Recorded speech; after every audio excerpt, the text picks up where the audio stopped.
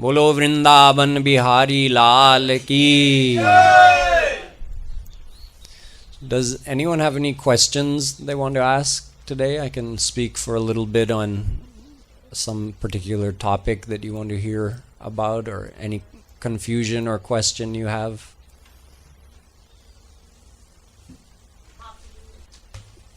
There's basically two ways of doing devotion to God, and two reasons for doing devotion to God. And both are good, both are correct. But they have different rules that are meant to be followed.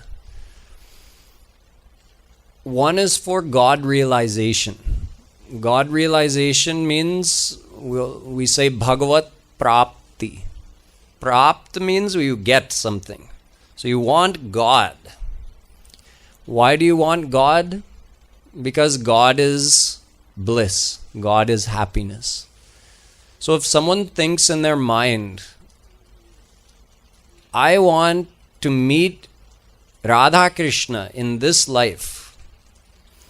That's the goal of my life. And I'm going to practice devotion every day to purify my heart so I can become qualified to receive their grace and attain them. That's one reason for doing devotion. Actually, very few people do devotion with this goal in their mind. Out of all the people in the world practicing bhakti, probably less than 1% of them are doing bhakti with that goal in mind, that I want to reach God in this life. That goal is good. That's a correct goal. After all, we're souls, and souls are divine, so a divine soul can only be happy when he meets his divine friend, divine beloved, Shri Krishna. Another reason for doing devotion is to accumulate what we would call punya. Punya means the rewards you'll get in the future for doing good actions. So if someone is not thinking of God realization, they're thinking that, in my next life, I want to be more happy here in this world. I want to have more health, more wealth, better family, better social position. All of these things come to us, whatever we've gotten in this life, they came to us because of the punya we accumulated in our previous lifetimes. So that's also a good goal. It's not bad, it's not wrong. It's a different goal than having God realization. See, one person is thinking about, okay, I believe in God, but I'm not thinking of attaining God in this life. I want to worship God so I can get more well-being in this world. So I want more happiness in this life. I want more happiness in my next life. So that's more of a temporary goal, you can say. You will get more worldly things if you do more good actions. It's a fact. It's the law of karma. So you get some more worldly wealth, health, good things of this world. But it's not the ultimate thing, because all the things of this world are temporary. But it's still good. If you're doing good, you'll be rewarded. And then the other person is thinking, well, I've been doing this for many, many lifetimes. I want ultimate bliss. And if there is a God, I want to meet him in this life. Enough is enough. So that's a different goal. That's our ultimate goal. You can say one goal is related to your soul, and one goal is related to your body. Because in this world, we have a physical body, so we want to get more things to make our body happy. So, for those who want to get more happiness in this world, there are many, many different ways of worshiping God described that require a lot of rules to be followed. One of those rules is, okay, at certain times of the year, you're supposed to do a certain type of worship. So, during Pitri Paksh, at this time, you're supposed to do some pujans for your ancestors. This is also a good thing. By doing those pujans, you're actually disciplining your mind, because there's a lot required. You have to give charity. Many of the pujans are very long. You have to keep focused. So it's a sattvic thing to do. It's a good thing to do. And it's part of our scriptures. It's part of Hinduism. But just like in this world, there are different layers of rules. Let me see if I can think of one. Okay, here's one. Everybody has to pay taxes. Unless, if you're registered as a non-profit organization, then you're free from paying taxes. See, there's one general rule for everybody, but then there's a subsection to the rule that, okay, if you qualify in this way, then you don't have to follow this thing. There are other rules you still have to follow, but you're free from following that rule. So some of the rules of devotion are like that. If someone's goal is God realization, that type of devotion encompasses all the other types of devotion. So it encompasses all the rules. So to sum this up, Veda Vyasji, he has said, if you remember God and you have this goal of God realization, he says, Tadvismarane Vishno na avismarane na jatuchit sarve vidhi nishedha.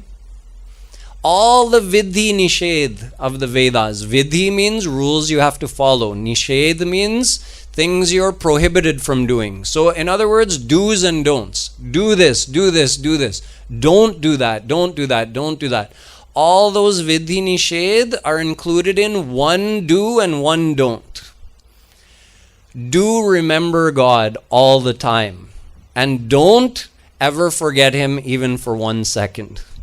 If you follow those two things, you've done all the do's and don'ts of the Vedas. But the thing is, most of us don't follow those. So then the other rules apply. So that's why I was saying most people who do devotion, they do devotion with some worldly goal in mind, to get some material benefit. So in that case, all the rules apply. You have to do it at this time of the day. Sit facing this direction. Have a bath, a ritual bath beforehand. There's rules about whether you can eat before doing devotion or not. What should you be wearing? What time of the day? What should you offer? Exactly what items should be offered? What mantra should you say at what time? What day is it? That also determines what type of worship you have to do. So all these rules and regulations have to be followed for the one who wants material benefit. In other words, they want to get some punya for their next life and get rewarded. And for the one who is only desiring God realization and that's his reason for worshipping God, then Shri Krishna says, it's okay. You just remember me. I take care of the rest. I'll take care of everything.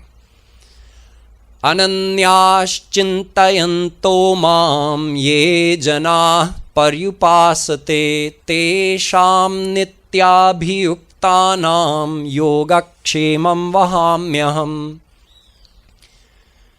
In the Gita, he says, the one who is single-mindedly devoted to me. Single-minded means not many other desires, just the desire for me. When someone is devoted to me, surrendered to me in that way, yogakshemam vahamyaham, I take care of everything. So his pitririn, his debt to his ancestors, I take care of that if he's doing devotion to me with that feeling that I want to attain you. That's why Veda Vyasji also in the Bhagavatam, he actually tells 5 rina. Rina means a debt that you have to fulfill in this life. Out of those 5 rin, Pitri rin is one. You also have Bhut rin. Bhut rin means your debt to other living beings of this earth. Nri rin, your debt to other human beings. Of course, Pitri rin. Rishi rin, your debt to the great rishis, the great saints of the past of this earth planet. All of these rin, they must be fulfilled. Dev rin, the debt that you owe to the devtas in Swarg, Indra, Kuber, Varun. So to fulfill that rin, you have to do yajna and offer pious things to them. To fulfill your rin to other human beings, you welcome guests properly in your house. To fulfill your rin to all living beings of this earth, you have to do charity.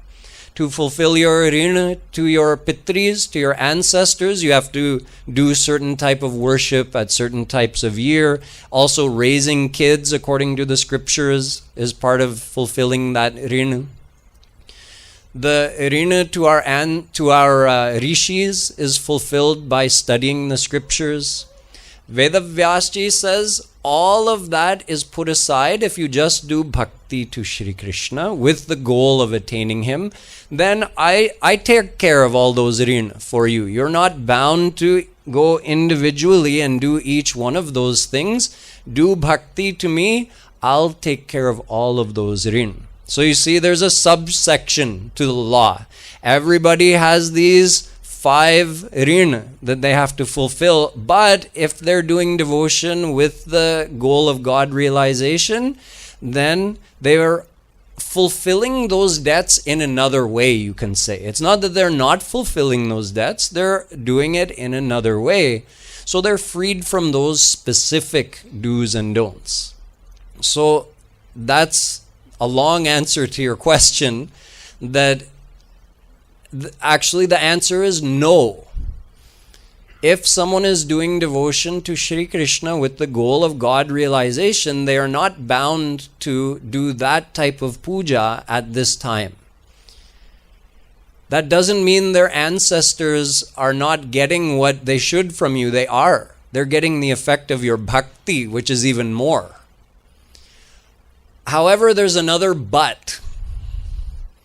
The but is, if you have family and you're not prepared to sit them down and give them a pravachan like this and explain to them all the reasons why you're not doing this type of pujan when you have been your whole life and they've been doing it and your parents did it and your grandparents did it, or even if you did sit them down and lecture them, they wouldn't be willing to accept what you're saying, then choosing not to do that type of worship to the ancestors may cause more problems in your family, may cause more problems in your devotion. So in that case, go ahead and do it. While you're doing it, just offer it all to Shri Krishna. That's it. So you're still doing direct devotion to Shri Krishna, and you're also fulfilling your family duties and maintaining the harmony in the family. So you could approach it either way. It depends on your situation.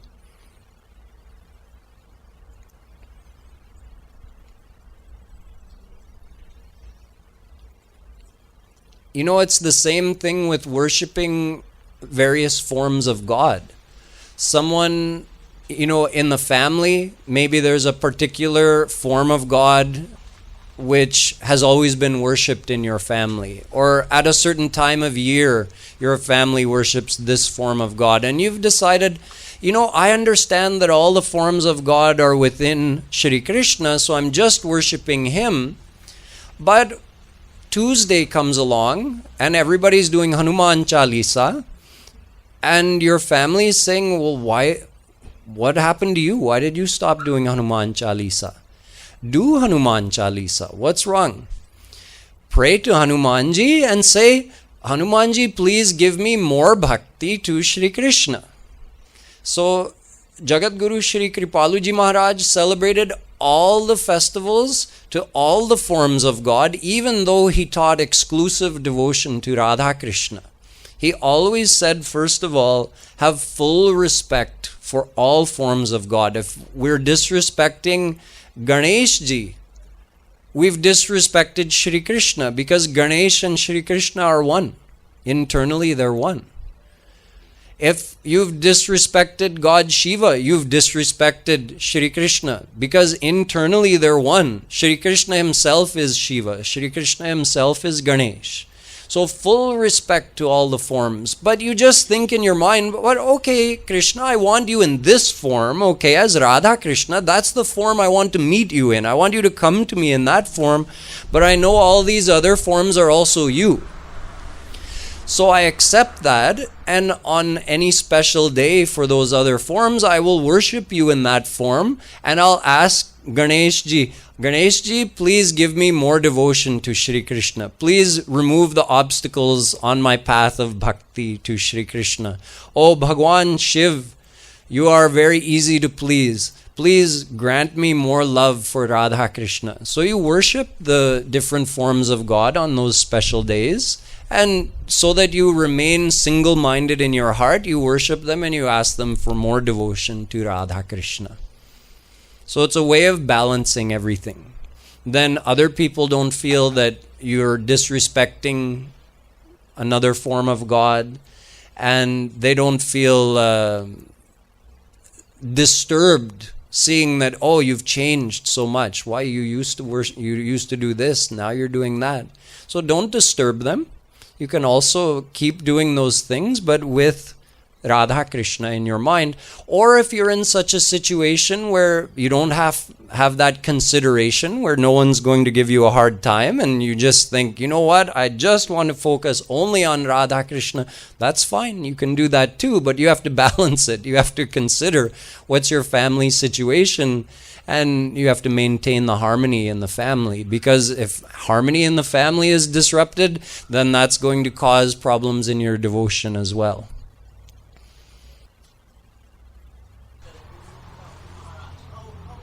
How was he? Wow.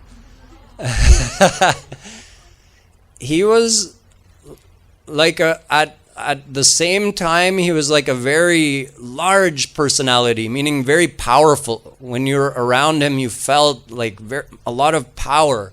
But at the same time, he was very friendly. So he was like, he would sit just with us like that, on the same level with us, talk with us. So, you know, he was a great, powerful, divine personality who influenced so many people with his knowledge and with his chantings and writings. But at the same time, he was so down to earth.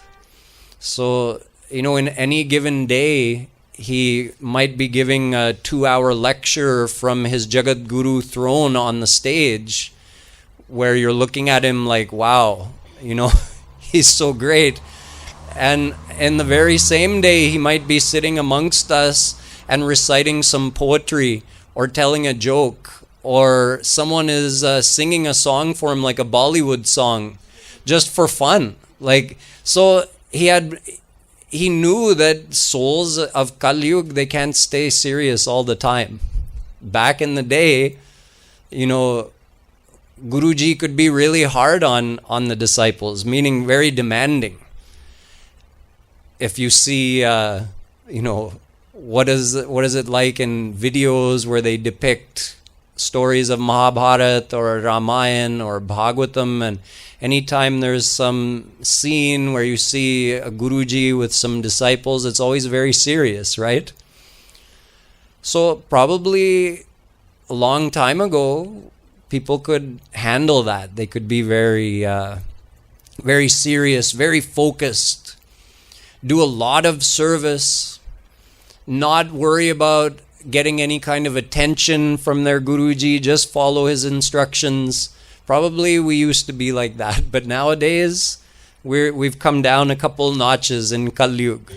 So Maharaji knew that we need a little more encouragement, a little more pampering, a little more affection and attention. So he wasn't serious all the time. He would give proper lectures. He would answer questions very seriously, but at other times in the day, he would sit with us very casually, talk to us, just like you would talk to your father or you'd talk to a friend. And like I said, sometimes he was very playful. He had a very good sense of humor, very sharp sense of humor. You couldn't get anything by him. One time, there was, all the devotees were sitting with him, just informally. And I think Maharaji announced that, okay, tomorrow we're going to celebrate such and such. I don't remember what it was, like Mother's Day or something. So all the devotees started clapping, yay, yay. But at the time Maharaji said it, it looked like maybe he was going to say something more, but everybody started cheering. So someone in the crowd said, bus, bus, bus. Meaning stop, stop, wait. So Maharaji this was a long time devotee, so been around Maharaji a long time, he knows he can make fun of you a little bit. So he said to the person, what's going on? Why are you saying bus?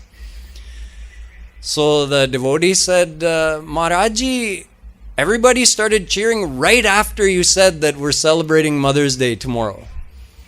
So Maharaji said, when were they supposed to cheer? Did you want them to wait 5 seconds, 10 seconds, 10 minutes? Or, what? So anyway, he made a little bit of fun of them. Then he let it go. Then they're talking some more.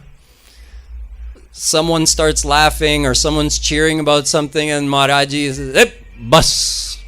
So he kept bringing it up, and every time he did it, it became more and more funny. Then they're just sitting quietly, no one's saying anything. Maharaji goes, bus.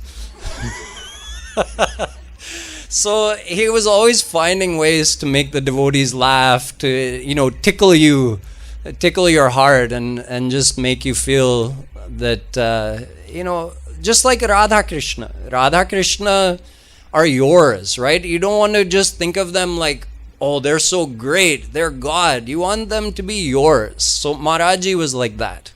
He was great, but he also gave the feeling like he's my Maharaji. So you really felt like you belong. But he was very disciplined in his life, in his what you would call dincharya, his daily schedule. When I first met him, in those days, he used to get up at 2:30 in the morning to take his first walk. He exercises 4 or 5 times a day, takes 20-minute walks. So that's back in the late 90s. That was his schedule. His sleeping time was always the same ever since I knew him. He would sleep by 9 o'clock. We would have kirtan in the evening. He'd leave the hall 8:30 or 8:45, and then he'd go and sleep by 9. So back in those days, okay, he's getting up at 2 or 2:30 in the morning. Seems reasonable. But the longer I knew him, the more he kept decreasing his sleep. So he started getting up at 2 a.m. Then he started getting up at 1:30. Then he started getting up at 1. Then he started getting up at 12:30. Then he started getting up at 12. And in the very end, he was waking up at 11:45 and starting his first walk at midnight. So for him, morning was 11:45 p.m. He would sleep less than 3 hours.